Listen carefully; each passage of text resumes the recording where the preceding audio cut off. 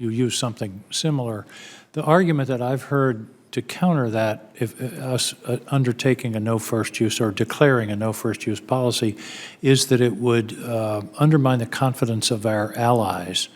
Japan has been mentioned, to the point where they may say, well, we can't really count on the American umbrella, therefore we'll develop our own nuclear capability, or South Korea, or another ally. What's the response to that argument? Thank you, Senator. Well, first let me say that I think a no first use policy would be very much in the U.S. national security interests, because there is no realistic scenario where the U.S. would want to start a nuclear war.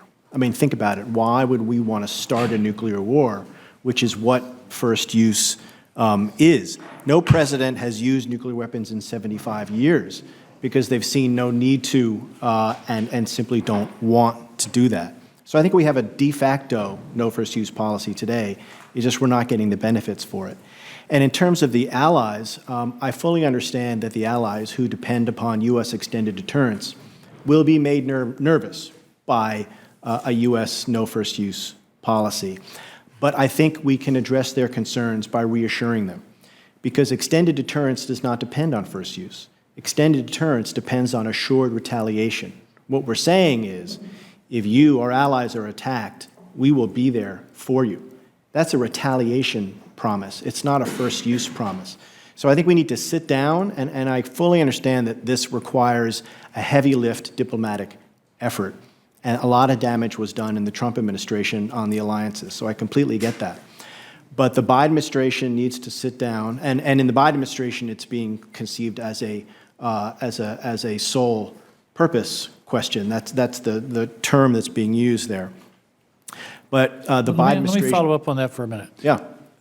Doesn't that then let North Korea off the hook with regard to chemical and biological weapons? Deterrence is in the mind of the adversary.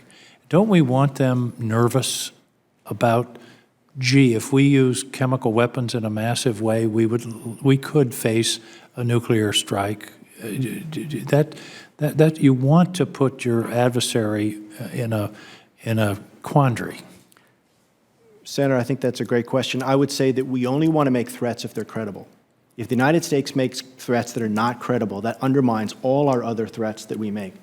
I do not perceive it as credible that the United States would start nuclear war with North Korea over a chemical or biological weapons issue, because that opens us up to nuclear retaliation from North Korea, particularly when we have conventional weapons that can handle that threat. So I would only want the United States to make threats that are credible. And to me, the first use of nuclear weapons, something that we haven't done in 75 years and that would open us up to nuclear retaliation, is a bad idea and is simply not a credible threat.